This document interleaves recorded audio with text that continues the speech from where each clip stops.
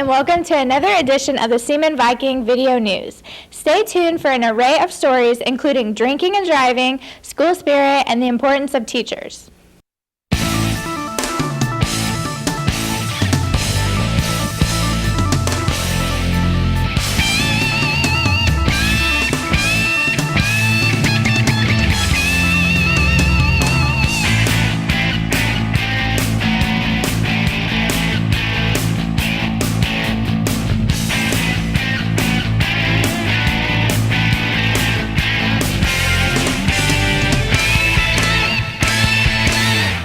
I'm Katie, and welcome to this edition of the Seaman Viking News.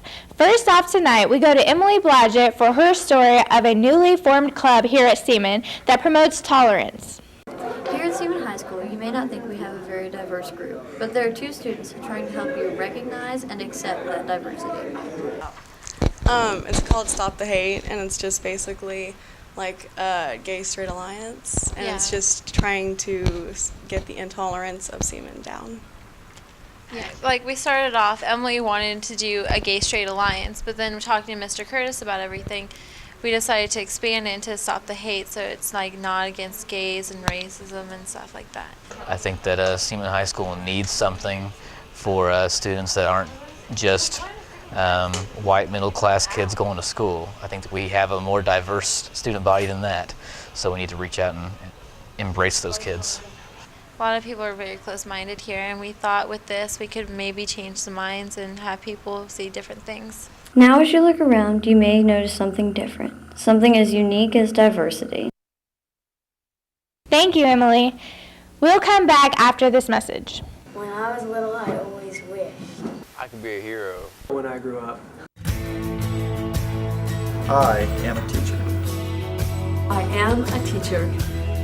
I am a teacher. I am a teacher. And I am a teacher. Right now, 35% of our teachers will be eligible for retirement in the next 5 years.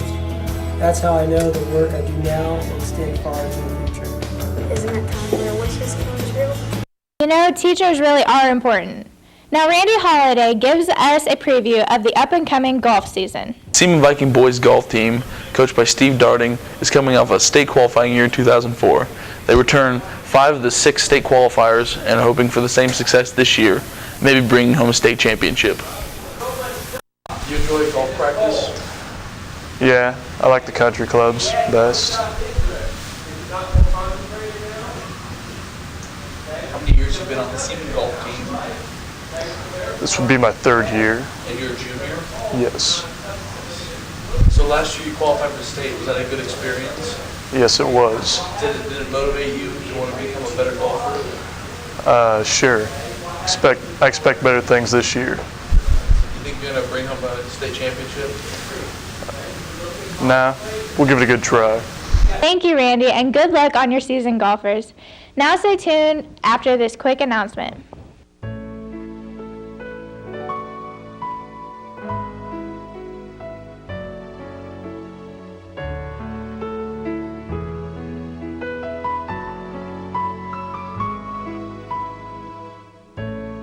Not only are you risking your future, you're risking theirs too.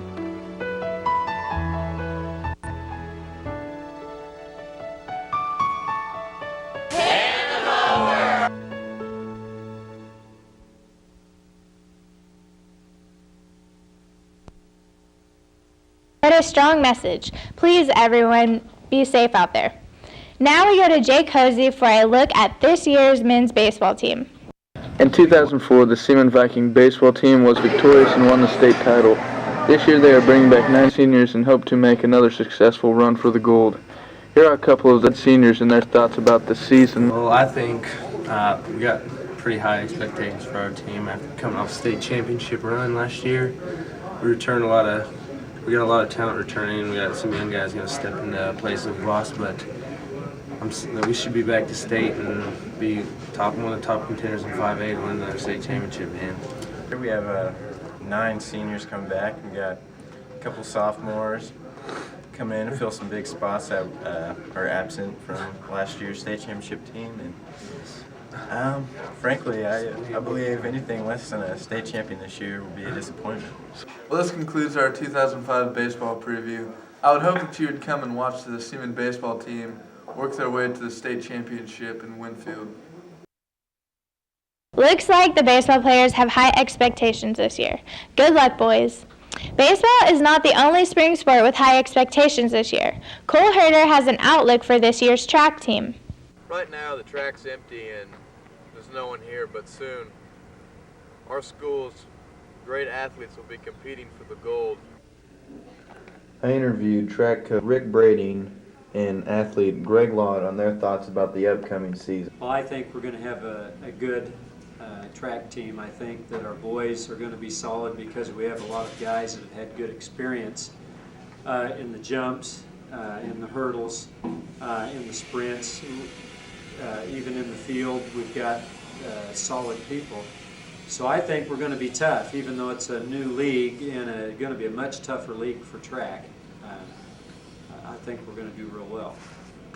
On the girls' side, I think that we've got a bigger team, and I think we've got more quality athletes, and I think we'll be good there too. This upcoming season, I think we're going to be the best well-rounded we've ever been since I've been here, and I think we'll do great. Thank you, Cole. When we come back from this commercial, Jamie Ditch has a story for us about school spirit. Each of these people have something in common. It's not their hair, it's not their eyes, and it's not their nose. So what is it? They are all extraordinary teachers who have made a difference in a child's life. How would we have doctors, engineers, or members of any other profession without good teachers? Many teachers retire every year, and your children need good quality teachers to replace them. So make a difference and be a teacher. Welcome back. Next up is Jamie Ditch, who has the opinions from our students and administrators on the school spirit policy. In high school, school spirit fills the halls and unites our school. It seems that less students are carrying the spirit to games. Let's find out why our student body is doing this. Because I feel that the administration would tell me to take off what I'm wearing because it is not appropriate for school. Everything was proper.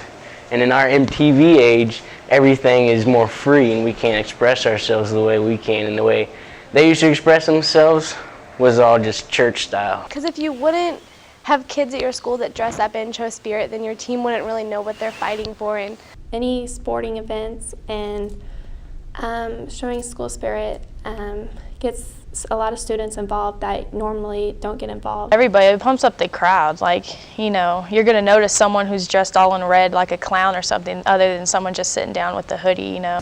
Now let's see how a few of our basketball players feel about spirit at the games. It helps a lot when the student section gets involved and dresses up and all that, and it helps the team know that people are supporting them. I definitely think that the administration's being a little strict on stuff, and they need to let some of us slide, especially the school spirit. Yeah, I think less students show up because they don't want to deal with the administration, because they say the administration won't let them have fun, so it kind of hurts us on the court because we don't have as much support from the fans. The crowd's not as loud. Now let's go to Mr. Dietz for the administration point of view. Our student section kind of reminded me of a roller coaster. It had its ups and downs, and the good thing is I thought it ended on a very up note. It started off fine. We had some problems that we've really never experienced here at Seaman before. Some unusual things occurred. Not all of it was student related, but some of it was, and the things that aren't student related we really can't deal too much with.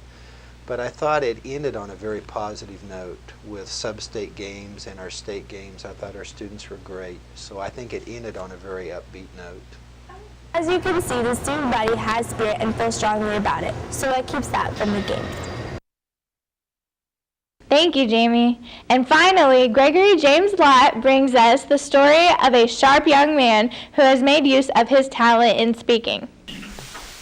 You probably don't hear about it much through the hallways, but sophomore Tyler Morgan is one of the top forensic speakers in Kansas, and he's someone you should know.